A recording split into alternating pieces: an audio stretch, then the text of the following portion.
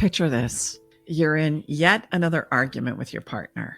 The same issue, different day. You feel dismissed, maybe even controlled. And every time you try and bring it up, it somehow twists back onto you. You wonder, am I the problem? Am I crazy? Are they? Or is something else going on here? Welcome to Love Shack Live, the podcast for anyone feeling lost in their relationship. If you're standing at a crossroads, facing daily conflicts, or noticing a growing emotional gap, this is your space to learn how to rebuild a bond that's true, lasting, and grounded in self-respect and respect of others. I'm Stacey Bartley, and I'm your relationship mentor here with my co-host and lover Tom and our daughter Brooke. Together, we've helped thousands of couples recognize patterns that create distance and develop skills to find their way back to the good stuff. Today, we're diving into a topic that affects everyone. It's a little topic we title manipulation. Here's the hard truth. We're all guilty of manipulation, whether we like it or not. We've been taught to use it from childhood, society, and our families of origin. It's a behavior we reach for when we feel like we want to matter and get our needs met. But when does getting our way turn into damaging our connections, not only with others, but with ourselves?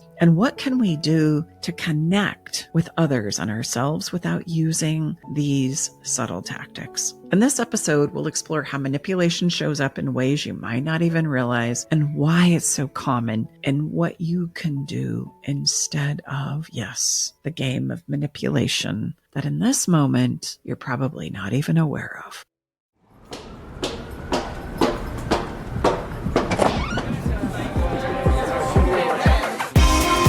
Hey, thank you for coming. Welcome to the Love Shack. Manipulation is most often understood as a topic that plays havoc in our relationships. It has a pervasive role in our lives and greatly damages our connections with both ourselves and others. So why do we engage in manipulation? We're here today to break this down for you. So let's begin by asking this question. What comes to mind for you when you hear the word manipulation? What do you think? Are you a manipulator? And most of us would grab our shirts and our chests and go, oh, heavens, no, not me. The truth is, we're all master manipulators. We've all been conditioned to use it to cope and get our needs met because it wasn't okay to simply ask for what it is we wanted and needed like we did as a 3 or a 4-year-old. So let's start with the meaning of manipulation, because what we're going to do in this conversation today is help you see that manipulation is pervasive in our lives and we're just not simply aware of it. So what is the meaning of manipulation? Well, according to the Oxford Dictionary, it's unfair or insidious behavior to one's own advantage. So it's a place where it might be unfair and it might create a few consequences, not make me feel all that great, but I'm okay doing it because I'm going to get what I need out of it. All right, now that we've defined it, what are the forms of manipulation? And here's where I want you to begin thinking of a crayon box, okay? The box of crayons is manipulation, like the box itself. And the inside of that box of crayons is a lot of different flavors and fashions and colors of manipulation itself. So here you might find in the box, in a colorful combination, is gaslighting. Undermining someone's perception of reality is what gaslighting is. Or how about the color of narcissistic behaviors, needing others' validation to feel right and powerful? How about the beautiful color of control and codependency, which is maintaining power through dependency and control? How about the ever elusive attachment styles that we tend to get spun up in? How does this affect how it is I define myself in a relationship with others? What is okay for me to do and not do? And what can I justify in the behavior of doing it? There are many, many forms of beautiful colors. Brookie, were you going to add a few?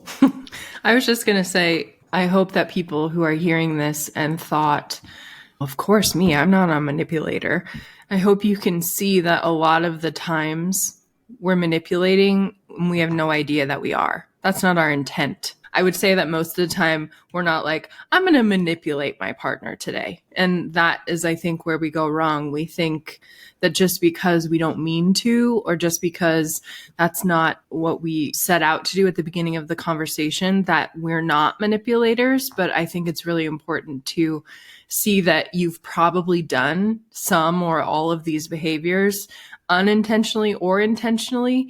And it's so much easier to just accept the fact that you're a manipulator so that you can see the behavior easier in you and in others. And then by doing that, that's what gives you the option to stop it and choose something else. Yeah. If we just continue to say we're not it, or that, we're too defensive to admit the fact that we possibly could be manipulating, then it makes it impossible for you to change and choose something different. And I would think we don't often realize how this behavior is interwoven into really everything, all of our relationships. Again, it's subtle and maybe not so subtle, but it really is, like we say often, none of us get the hall pass on this one. No. Yeah. We don't. And it's well, okay. And if I'm trying to be sweet and I don't want to declare that I am overtly manipulating you, you and I sitting in a space, I want to leave, but I'm not going to say so. And I simply say to you, you want to go? Mm-hmm. That's manipulation. Mm-hmm. Instead of saying, I want to leave. Does that work for you? And here's why. What every form of manipulation has in common, every single form. That's why we can put it in a crayon box, because everything that is manipulative at the core, at the heart of it, has creating feelings of doubt in others and in myself. And oh, by the way, I can manipulate the heck out of myself.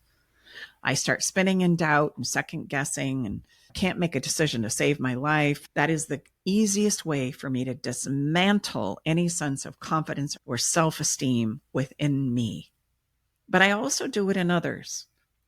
Anytime I criticize, belittle, minimize, disregard, ignore, challenge, question, scoff at somebody to create doubt in them about the way they did it or didn't do it.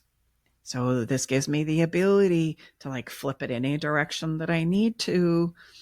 The minute I get you to feel doubt or experience doubt in any of it, is the minute that I slip into the power position and I have you literally by the throat. You're going to do what it is I want you to do. You call that kryptonite. Doubt is the kryptonite of human beings. If I can get you to buy into that, or I can dismantle myself in it in 22.3 seconds, I turn into a blubbering idiot and a hot, hot, hot mess. And I want you to see this is at the heart of every power and control conflict. Why do I dismantle you and create doubt in you? Well, because I want to be right. You want to create that doubt and make people think that they don't know, what to think, so that you can be the one to provide the answers. Exactly. And it's not necessarily the right answer. It's just the answer that you want them to think is the right answer. Mm-hmm. That's exactly right. And if I can get you reeling in doubt and fear and insecurity, I've got you right where I want you. Now you're going to do what I need you to do because I'm right. You're going to follow my lead. I don't have doubt. I've installed it in you so that you will follow along. And I get to do that by causing you to question everything you thought you knew for sure. And if I can get you to roll over on it, victory at last. So why do we do it? Well, it's because our ability to ask for and stand for what it is we need and desire was deemed unacceptable. So I'm going to invite you, dear listener, to travel back in time and remember that there was a time in all of our lives where we were really good at asking. We were really good at knowing exactly what it is we wanted, where we wanted to go, what we wanted to experience. And yes, some of it was because of my own naivety and not knowing the bigger principles and schemes and things of life. It was just more of a simplistic place of, I know I want this cookie. I know I want that toy. I know I want to go play with my friend. I know I want to take a nap. I know I want that juice that I love so much. Like it was a moment by moment, day by day process where I was simply rebelling against the things I didn't want and asking for the things that I desperately did. And I want you to see it wasn't the asking for everything that you could possibly imagine yourself wanting that was the problem. It was actually the person that you were asking it from. The person that you were asking it from was also processing your ask. And if you're like many parents, it's like, man, I can't take my kid to the grocery store and not come away with like 37 extra things in my cart because I want this and they want this and they want this and they want this. And I grow weary and exhausted of it. Or I might start thinking, I feel terrible as a parent because I can't provide the things that my child is asking for again and again and again and again because of monetary reasons. Or I feel like as a parent, I've provided and provided and provided and provided, and it's just never been enough. And now I'm starting to feel like I'm taken advantage of. And does my child understand the principles of gratitude, appreciation? Or are they just feeling like entitled little beasts that want more and more and more and more? And so we start to shut down the ask as parents for these reasons. Do you think money just grows on trees? Do you just think you get everything you want? Stop asking. No, I'm not taking you to the grocery store because the last time I did, you asked for everything. Or I've given you, given, and now I feel like you just don't appreciate anything that I have. So stop asking. And we literally shut it down. And to the point where most of us as adults feel very guilty and shameful for really asking for what it is we want and laying that on the table. So you know what we did instead? Instead of teaching the principles that we were experiencing as parents, no blame, no shame. We've all done it to some measure. What we did instead was we taught our children to manipulate, to be subtle, to obligate, to drop an innuendo, to create justification for, well, now I've done all this for you. You're telling me you're not going to give me this? I've done everything you've asked. So now you owe me. Like those are famous swings of manipulation. We are literally schooled in the art of manipulation as the ask, the ability to say, this is the deal. This is what I want. This is what would really help me, was removed off the table. That was inappropriate and unacceptable behavior. So let's take the art of manipulation. And if I could boil it down into a simple equation, you know what it would sound like? It would sound like this. You do what I say, you get what you want. Well, I just made a really bold statement. So let's make sure that it applies across the board in the culture and the society in which we live as human beings, shall we? Let's say I get a job. And if I do what the boss says, then what am I going to get out of it? Paid. Well, money. Yay. Yeah. Woohoo. And if I do what the teacher says as a student, what am I going to get out of it? Good grades. I'm going to be able to move up in society, get a diploma, advance. What about in obeying the laws of the land? If I do what they say, I'm going to get... no jail time. Yeah, freedom, no penalties, no fines. And what about in the conversation of love? What do I get out of doing what my lover says? Happily ever after. I get love. I get acceptance. You have my back. You'll overlook my flaws. Mm-hmm. You'll be there for me. You'll love me anyways. Isn't that what we all long for? Mm-hmm. Of course.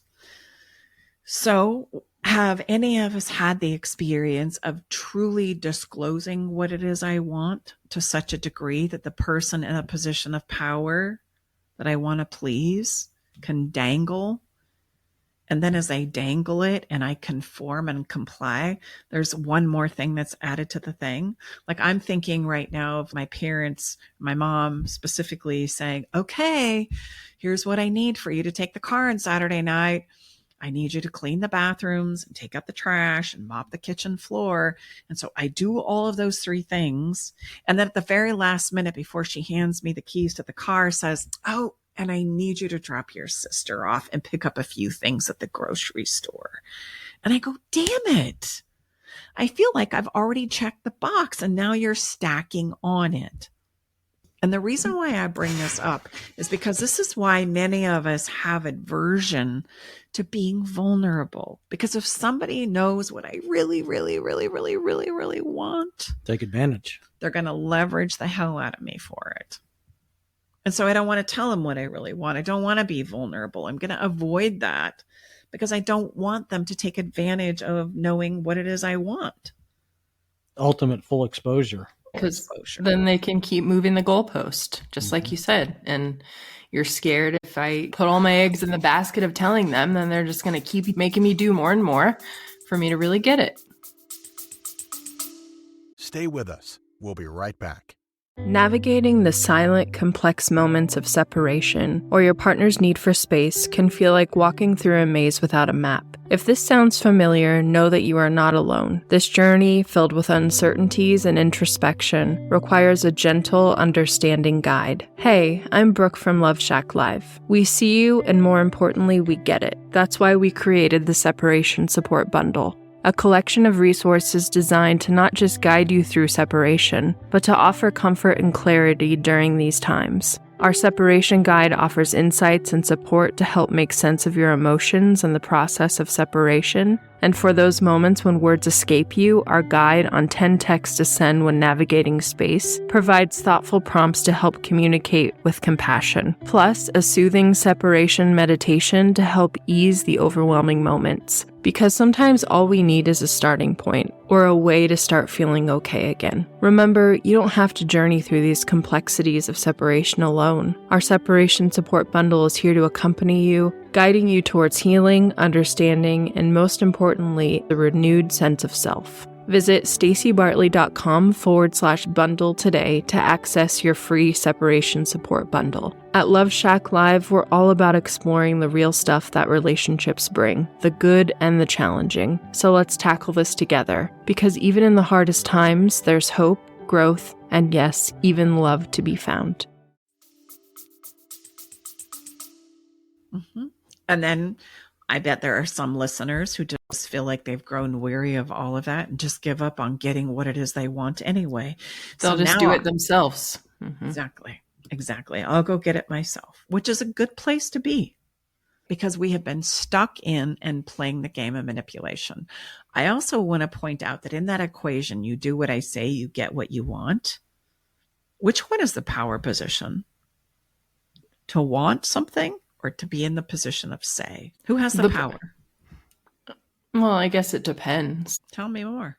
I think when you are wanting your partner to tell you what they want so bad and they won't tell you, then I guess the asker would be in the place of power. You know what I mean? Because you're the one who's holding all the information inside of you and your partner's begging you to tell them what you want and you're not telling them.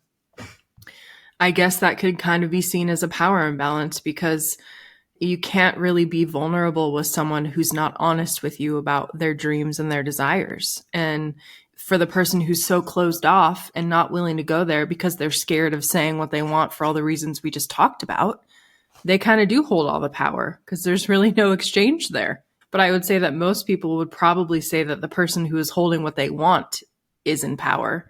What would you say? Who has the power, the sayer? Or the person who desires something desperately? Initially, I would say the sayer, but I don't think that after what Brooke just shared, I mean, I know it's a trick question anyway. You're trying to mess Brooke up. I just think, just what Dad said, we would assume that that's who has the power. But when you really think about it, both people hold power. They do. But we jockey for the position of say. Yeah. Very much so. I want to be the person who's giving the directive, the person that's right, the person who has the answer, the person who knows the way, the person who makes the rules, the person who lays out the frameworks, the person who's ruddering it all. That's the power position. And even if somebody is unwilling to disclose what it is they want, do you understand that they slip into the say position? Because I'm going to rudder all the conversations they that switch happen. positions. Exactly. Yeah. So me not sharing helps me get into the power position of say, calling the shots, the rules, how this is going to go down, how it's going to be governed. Because if I don't say, you can't move forward anyway. So I've just moved into the power position of say. You need my information in order to move forward. And so then I'm not going to give it to you. You need to know what it is I want or what I deserve or what I feel in order to move forward. So I'm not going to give it to you.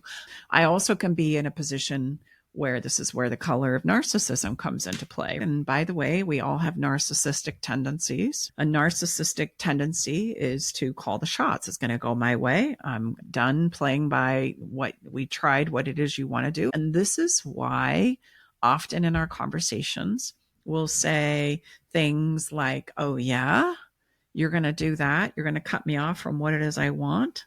Well, then I'm not going to do this because I'm not going to give you this moves me into the power position.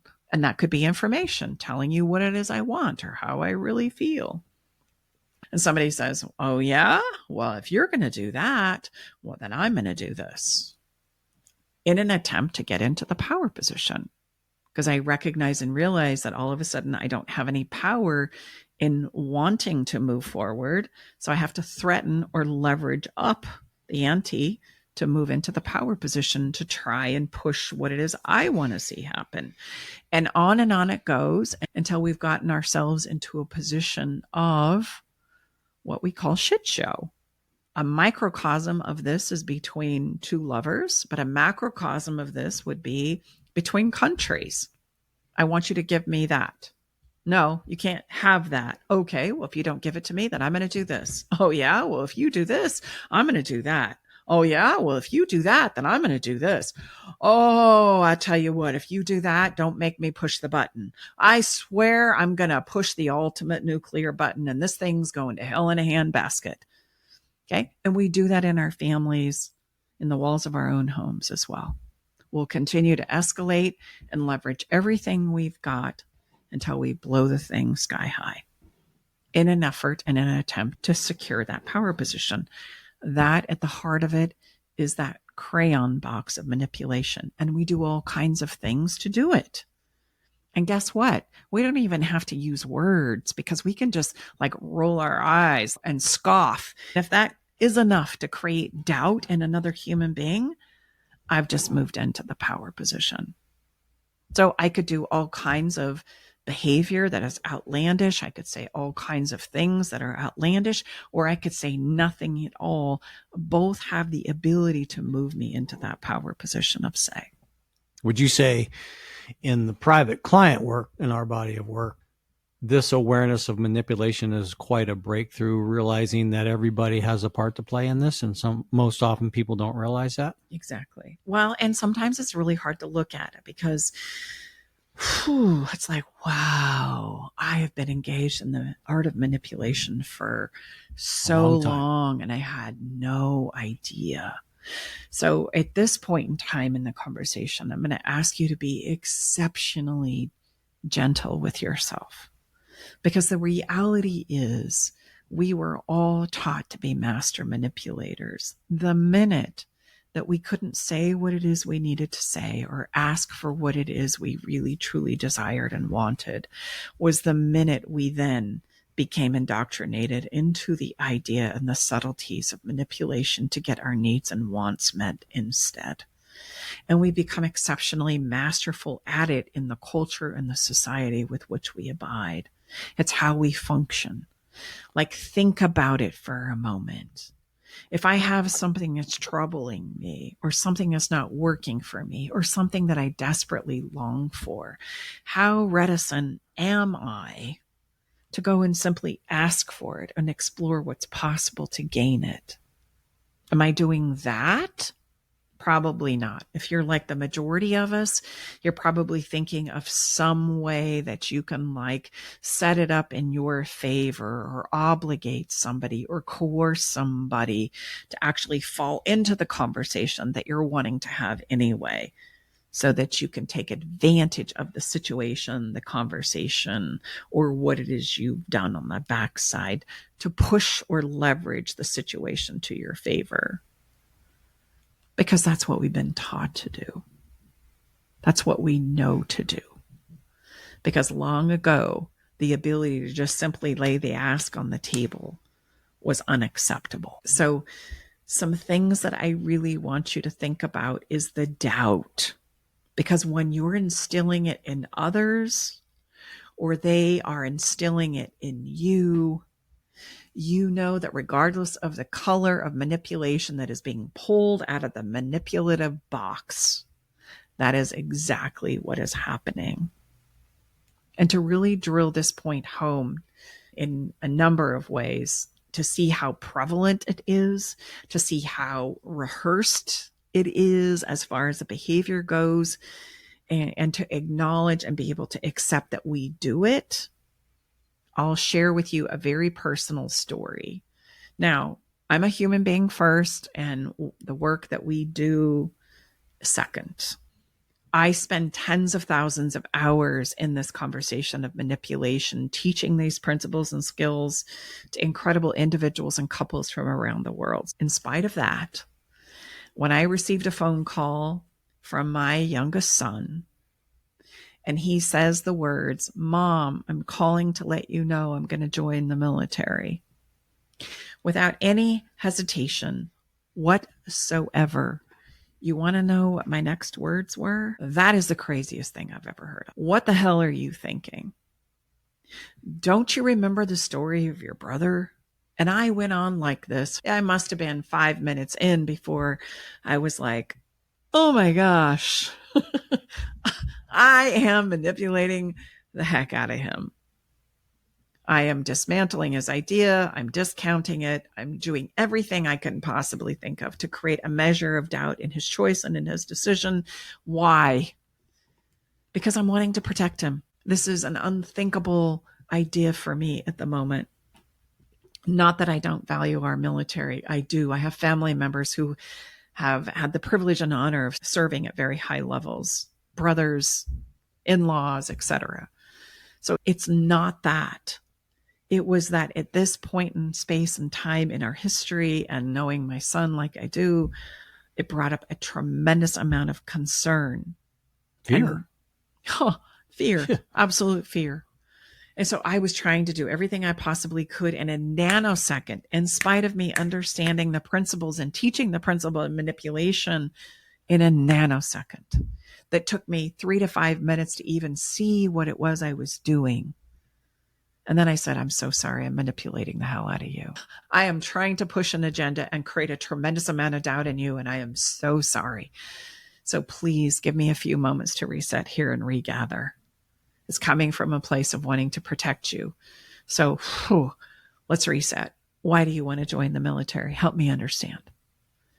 And you know what? He had some really great, well thought out reasons and strategies as to why this was a good place for him. He has the dream of being a diplomat someday, and he needed to choose a military affiliation, and knew that choosing something that would serve him, that he would thrive in, would be a really great next step. And I couldn't refute any of it. Now, here's the interesting piece. Think about for a minute. What if I had been successful in manipulating him out of the choice and the decision that he had made? What have I really accomplished in the art of manipulation? Sure, I guess I could say I was right and that I knew better than he for his own life, but is that really true? Absolutely not. Do you think the next time that he has a great idea and making choices and decisions, he's going to call and share it with me? You've probably made it so that you became a little bit less safe for him to tell you things. And he would take extra time the next time he thought of something that he wanted to run by you. And he would say, is it worth it to tell my mom? Or do I really want to go through the emotional experience of her trying to change my mind? 100%. And so what have I really accomplished in that? More division, 100%. more separation, I'm not. less connection. Dismantling the emotional safety between the two of you. Mm-hmm. And the audacity to think that I, as his parent, knows better than he about the governance and the next steps of his life, the likes of which only one person lives, and it won't be me. It will be him. And I think that I should be honored and know better than he about the next steps in his own life. And so you can start to see that in this place of manipulation, nobody really gets what they want at the end of the day.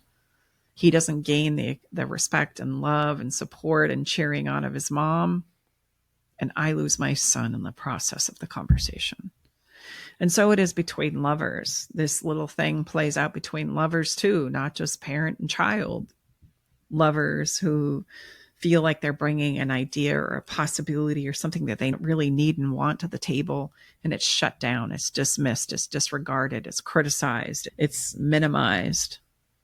And so what have we accomplished there? We can say we're right, I got my way, but what cost? Well, that's why we often hear, and what we notice and observe is when this happens, you're going to have that box of what you share and talk about become very, very small. And just like I said to Mom too, your partner is going to do the mental inventory every single time they have something they want to tell you, and they're going to think, do I want to go through the rigmarole of having them try to change my mind or tell me I'm stupid or that my idea sucks, or would I just rather keep it to myself? If you feel like your relationship is quieter than it used to be, this is probably why.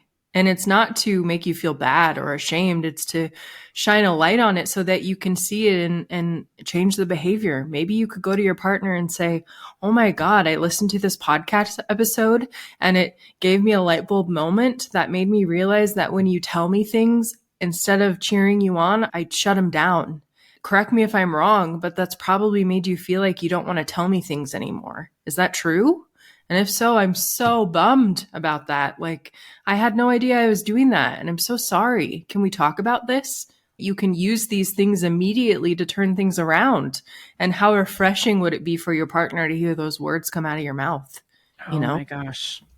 Absolutely. And that conversation I was describing with my son, Xavier, I mean, I was so proud of the fact that he tried to tell me why it was, because he could have gone, you know what, Mom? Forget about it. We're done. Well, let's talk about something else. It doesn't matter anymore. You know, we've all been in those conversations. Yeah. And I was so grateful that he was willing to step into the conversation, just as you described, Brooke, because what a get to was that.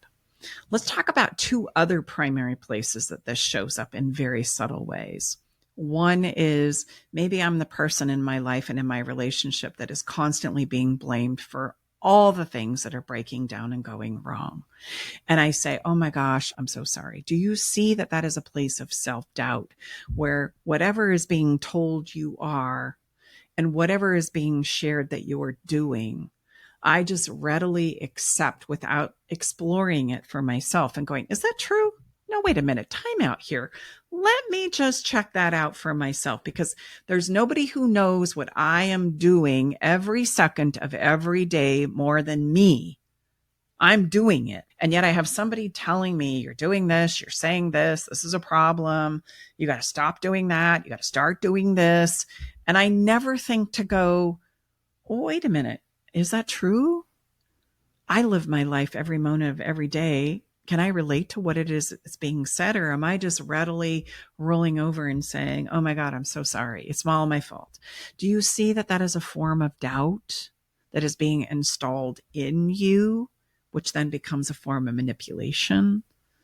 And that there is no amount of apologizing and taking responsibility for every little teeny tiny thing that goes on in your life and in your relationship across the board that could potentially and possibly even be remotely close to being all your fault. Especially when I share the next principle, which is everybody has a role to play. And what we find in these conversations is somebody is hiding behind somebody who is willing to take the blame for everything. That is a form of manipulation.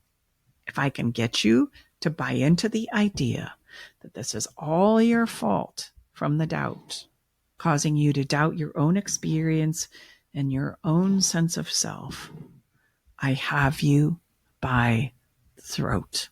I will make the shots and I'll do whatever the hell I want. And you will continue to tell me how sorry you are, which then just solidifies all the things and all the ways that I'm making up I am right and you are wrong. That's a big one that happens a lot in relationships. Let's say Tom and I are in an ice cream parlor and the couple next to us starts to get a little loud. And I turn to Tom and I say, you want to go, honey? And Tom says, you know what? No, actually, I'm really good right here. I'm having a great time. Love this ice cream. Me, not so much. Okay. So if he's in the middle of a hot double fudge chocolate of some sort, like he is blissed out. And I'm going, hey, honey, you want to go? I'm approaching this as though I'm trying to do the good of the whole. Let me save you from this terrible couple over here that's being loud and obtuse. Let you and me, let's go home and have a nice little quiet evening together. I don't say that. I just say, you want to go? And when he says, no, actually, I'm having a great time. Let me just enjoy my chocolate. Now what's happening inside of me? I'm frustrated. I might even be a little resentful, pissed off, because I didn't get what I wanted. And I was trying to do it for the benefit of the good. Yeah, but only you know the whole story. I know, right? Isn't that so funny? But I'm trying to make it look like you want to go too, and I'm not going to say a thing. So I'll start creating doubt. Are you sure you don't want to go? I mean, like, it's kind of cold in here. Are you sure you don't want to go? Because the ice cream doesn't really taste all that great. Or are you sure you don't? I mean, are you sure you don't want to go? Aren't your toes cold? Aren't you feeling the breeze from the, I mean, I'm like creating now all these things that I could possibly think of that cause you to question, you sure you don't want to go? That's installing doubt. Instead of just saying, you know what? I'm ready to leave. Are you? Which would be the unmanipulative way to approach that conversation. But think about all the ways we do that too. Hey, you want to do this? When really what I'm saying is, I want to do that. You want to do it with me? But we won't go there because of that ask that has been taken off the table. And so the unbelievable resistance to truly share what it is we're wanting, it's because it was so often negated when we were younger. It was more or less beaten out of us. I mean, I'm not implying physical, but it was shut down so frequently and so many times repetitively.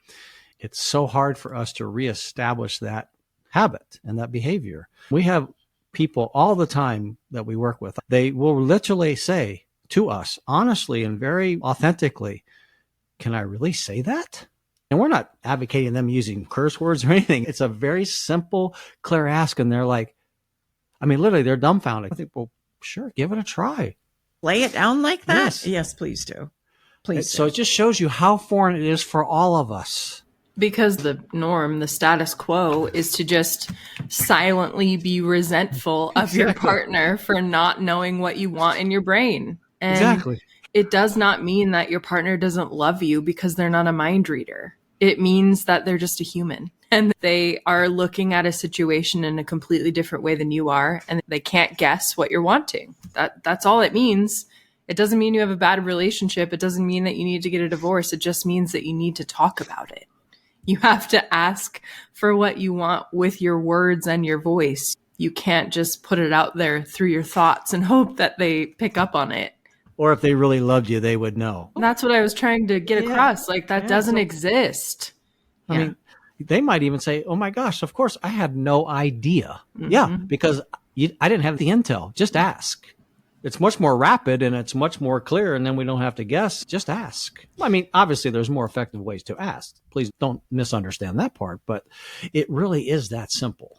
Well, here's the thing. We like to live life by like sending smoke signals or receiving smoke signals or reading smoke signals, with which the interpretation could be, oh my gosh, grossly misinterpreted. Me saying, hey, you want to go? That's a smoke signal.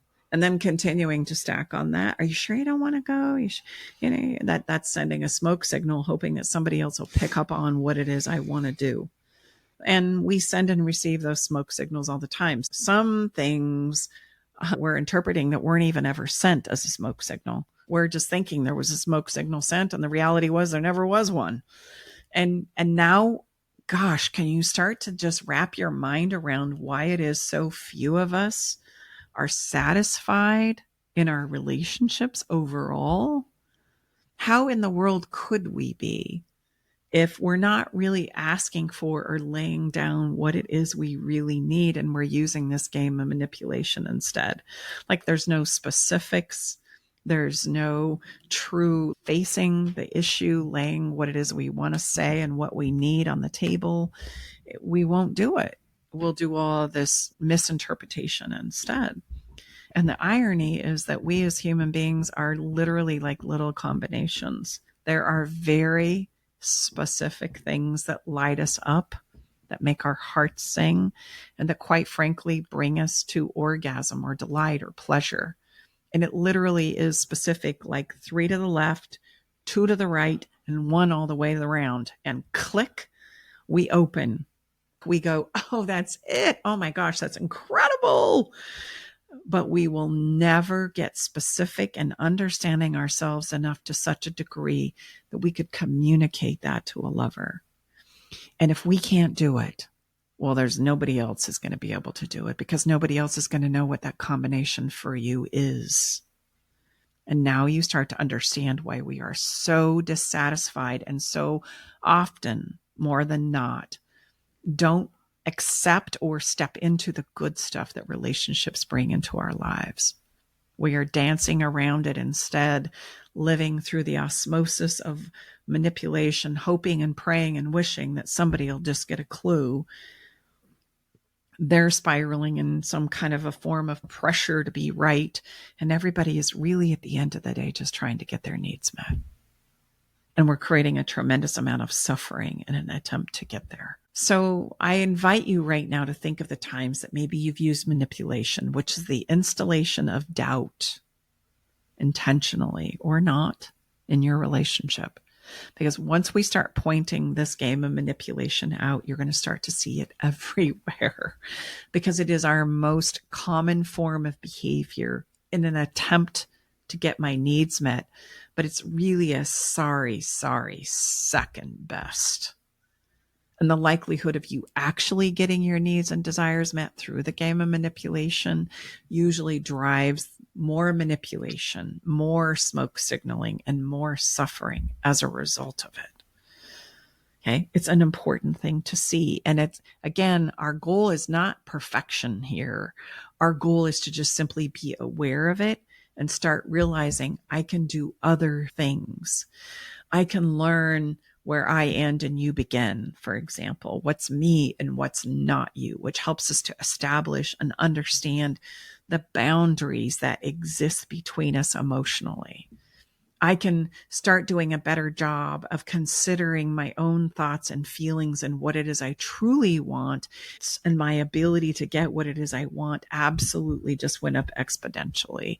And I can learn how to plant my flag that regardless of what you telling me I am, or I did, or I didn't do, or how I think, or how I feel, I can go, hold on a minute. Let me just run that through the experiences that I've lived every moment of every single day and decide what is true for me. I get to make the call because I'm the only one that's living my life. I get to determine and deduce what it is I am, what I think, what I feel, and where it is I need to go. And nobody is more equipped to do that than me. That is a version of planting your flag.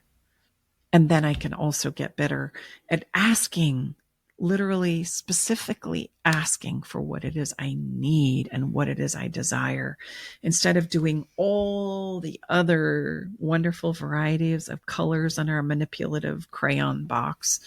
I can just cut to the chase and say, you know what I'd really like to ask you for? Or, you know what I'd really make my heart sing right now?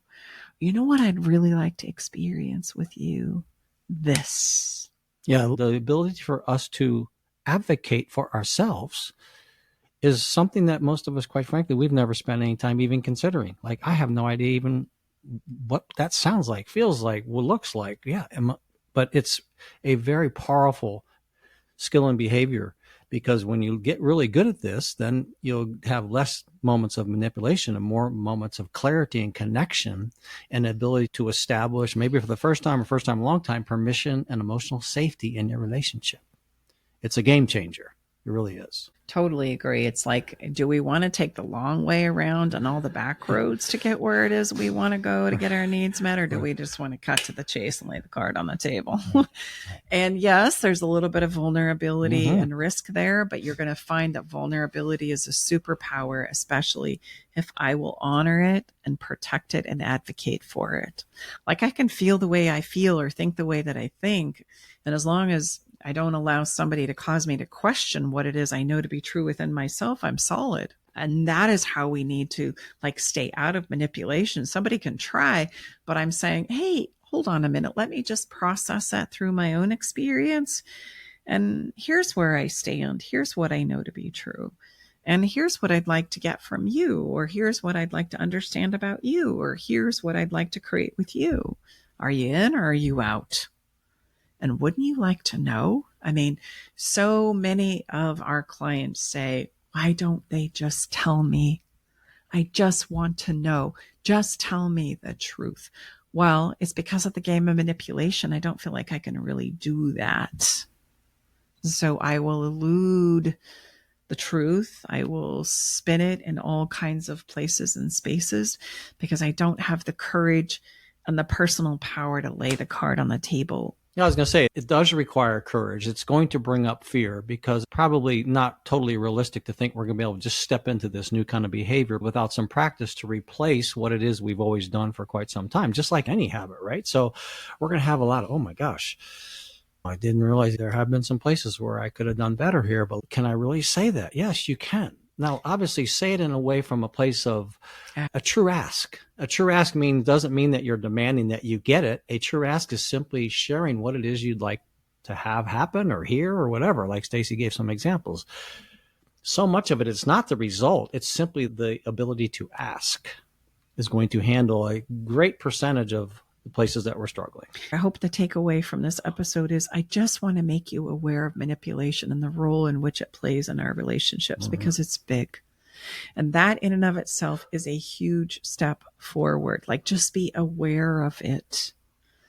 And then you're going to start to see it everywhere and realize that manipulation is a common and learned behavior by all of us. It is pervasive in our society and in our culture and is literally how we've been taught to engage with the world in which we live. It's big.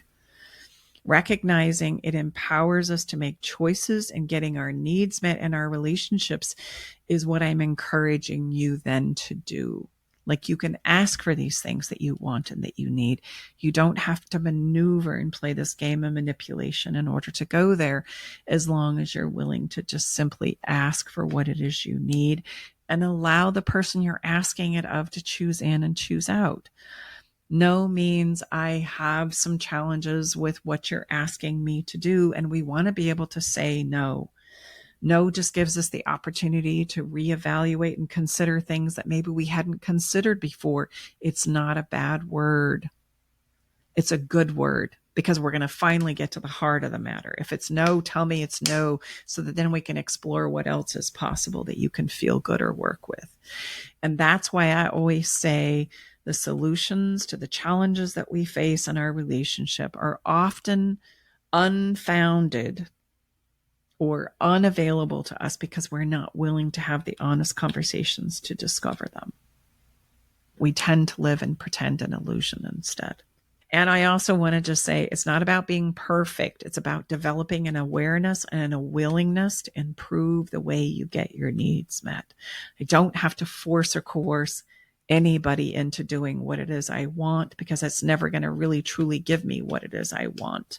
I'm going to sacrifice a lot and the price is exceptionally high in order to play that game, just like I shared with you in my conversation with Xavier. What I want is for somebody who is truly willing to step in and co-create with me in these places and spaces. And if you can't do that, then what else can we do? Because there's lots of options there that go unexplored. But as long as I'm coercing or forcing, There's a wonderful quote we heard recently. Help me remember it. Yeah. A man convinced against his will is of the same opinion still. Yeah, that's what it is. It's really good. Like, I didn't change their opinion. They still feel the same. I just forced the issue and they still feel the same way, which ironically is going to create the resentment that we often experience in our lives. Well, and not only do they still feel the same way, they probably still feel it stronger. They're probably even stronger in that will. So there's been no change. Mm-hmm. And like Brooke said, she probably actually have emboldened his or her position Yep. rather than, Brought him And I'm over gonna to your say- side. Mm-hmm. And so it is. I think what you said, Brooke, was incredibly well said, that it does build up the resentment. And I feel more impassioned about it even more because you won't hear where I'm coming from. But okay, I'll go ahead and do this. But it did change, the way that I feel about it. And I know I keep talking about politics and people probably are annoyed with me, but I'm just going to say I'm a staunch Democrat. And I think that we did that a lot in this election by trying to pull Republicans over to our side, by trying to convince them against their will what was right. And I think it had the opposite effect. I think we were trying to manipulate, not to prove a point or gain power or anything like that. It was to try to save them. That's really how I was thinking about it. I was trying to bring them over to what I thought was right. So yeah, looking back, it is manipulation, but it's a perfect example that you're doing it with the best intentions, and it totally backfired. Not to everybody. I think that messaging did help some people see some things that we were wanting them to see. But I think for a lot of people, it just made them feel like the Democrats were trying to have some moral superiority, and that totally clouded the message that we were trying to get across. It's taking me back to the example that I used if we're sitting in an ice cream parlor and Dad's enjoying his wonderful cup of chocolate ice cream, and I say, "You want to go?" Mm-hmm. I'm manipulating through the guise of being the good guy, the superior one, and saying, "Come on, this is the right way. We all know it." Instead of just saying what it is I needed to say. Or just, everyone believes that they're making the right choice. And so that messaging just doesn't work. And I hope that the Democrats can remember that next election, because 4 years is a long way away. But we can't do that again because it just doesn't work. I think it makes people more staunch in their beliefs and more defensive rather than bringing us together and being able to have a conversation. It just drives us further apart.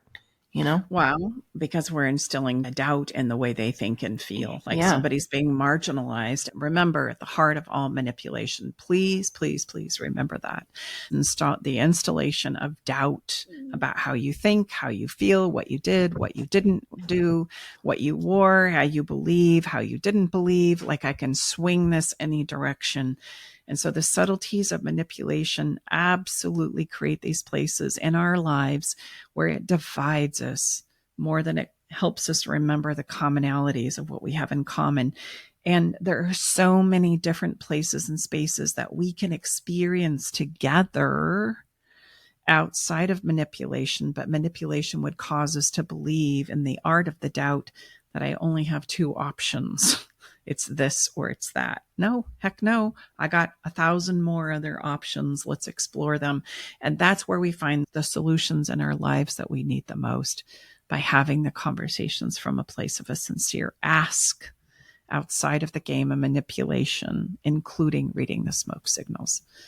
So, listener, I invite you to ask your questions and share your stories of manipulation. The more we can see it playing out and the subtleties that it does in our homes and in our lives, the better we can get at this. It's not about being guilty or shameful for doing it. It's about seeing it and catching it so that we can make a choice to do something different.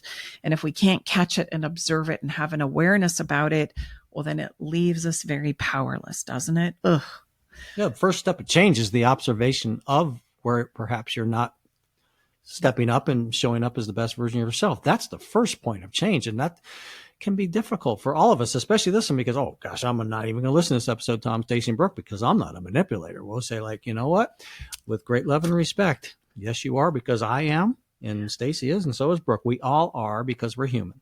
So none of us gets the hall pass. So take a big gulp. Give yourself some grace, but use it as a place of breakthrough awareness. Perhaps, oh my gosh, I've never heard it explained this way. Right. Yeah, most of us haven't. We're not trying to weaponize this. This is a place of hopeful. Oh my gosh, was very good helpful. news. Good news. It really is. Speaking of good news, we have an exciting event coming up. Stay tuned for 5 days of Black Friday deals starting the Monday of Thanksgiving week, November 25th. We'll be offering special access to our most popular resources and tools to help you build a stronger, more resilient relationship. Don't miss out on this. And to our special podcast listeners, like you are dear to our hearts, so there'll be special things for you too. Check it out.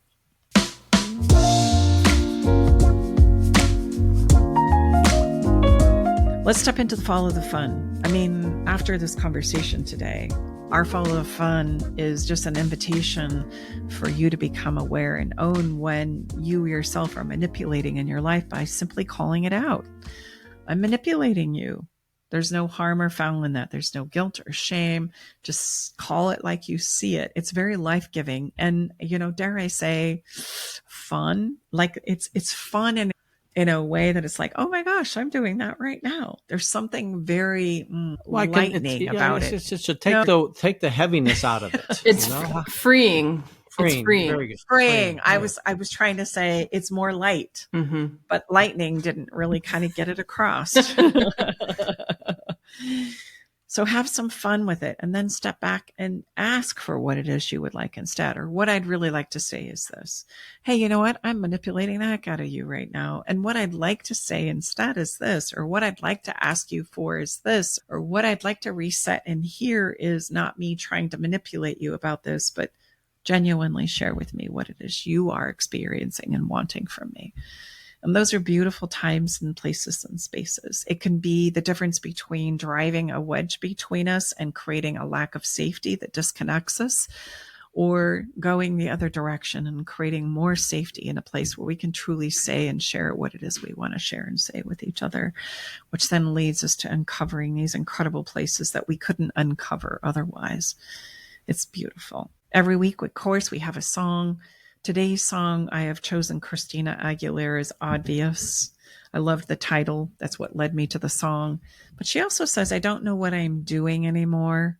I'm feeling like a little girl, all caught up in the emotions, and I'm out of control, which is exactly what we do when we're in the throes of manipulation, right? You're out of control. I'm out of control. So we try and leverage each other, and back and forth it goes. Isn't it obvious that we're in the game of manipulation? So you can check out this song on our Spotify channel by searching up Love Shack Live playlist, or you can visit our website. We have it listed there as well. It's a beautiful song. Christina Aguilera has a beautiful voice. And isn't it obvious when we're in the game of manipulation? Hopefully now it's more obvious. Now that we've had this conversation, right. It will be exceptionally obvious when it's playing out. Enjoy. We send you off with a tremendous amount of love and hope that this episode empowers you to make different choices, to create more of the things that you want, need, and desire in your life. We know it will. And thank you so much for spending some of your time here with us today. It's truly a pleasure to be with you. And again, if you have any questions or shares about this topic, I know it's a big one. It's very pervasive in our lives and in our relationship. Thank you so much for being here and spending some of your time with us in the Love Shack. It's truly a pleasure to share these conversations and ideas with you. Again, if you have any questions or thoughts that you want to share with us, send them our way. We'd love to hear from our listeners.